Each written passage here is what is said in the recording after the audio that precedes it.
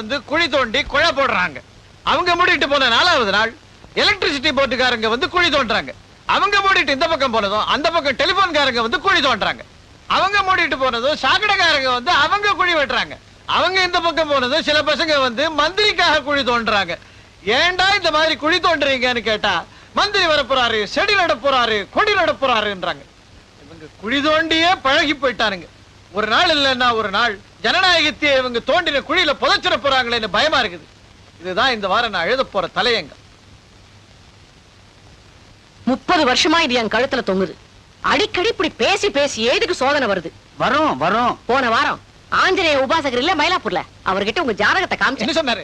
கொஞ்ச நாளைக்கு நீங்க பேசாம இருக்கிறது நல்லதுன்னு சொன்னாரு. அரசியல்வாதிக்கு தான் என் வாய மூடுறதுக்கு ஆசைப்படுறாங்கன்னு நினைச்சேன். அனுமாரு ஆசைப்படுறாரு போல் இருக்குது. அனுமாரு அரசியல்வாதி எல்லாரும் ஒண்ணுதானே. பைத்தியக்காரி, நான் வாயை பத்திக்கிட்டு இருந்தேன்னா நாய் கூட என்ன சீந்தாது.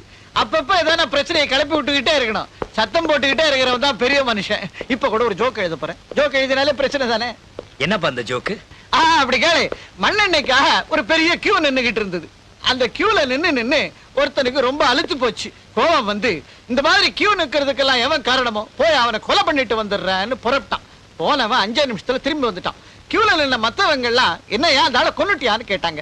இல்ல, அவனை கொல்றதுக்கு இதை விட பெரிய கியூவா அங்க நிக்குது, அதனால திரும்பி வந்துட்டேன். நல்லா இருக்கு. நான் நல்லா இருந்தேன் என்ன பிரயோஜனம்? நானும் இந்த மாதிரி எவ்வளவோ ஜோக்கு எழுதுறேன். இருந்தாலும் எங்க பத்திரிகைக்கு வரதை விட உனக்கு தான் அதிகமா காதல் கடிதங்களே வருது. அப்படியா தம்பி? இந்தா எல்லா லெட்டர்ஸையும் படிச்சுட்டேன். பரவாயில்ல, இந்த காலத்து பொண்ணுங்க நல்லாவே லவ் லெட்டர்ஸ் எழுதுறாங்க.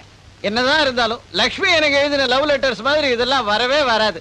பசு, நீ வாழ்க்கையிலேயே பண்ண ஒரே அதிர்ஷ்டம் உன் புள்ளதான். நல்ல வேலை உன்ன மாதிரி இல்ல. சித்தப்பா, என்னப்பா? எல்லாரும் ஜால்ரா தான் அடிப்பாங்க, நீங்க தவளே அடிக்கிறீங்களே. சரி சாப்பிடுவாங்க.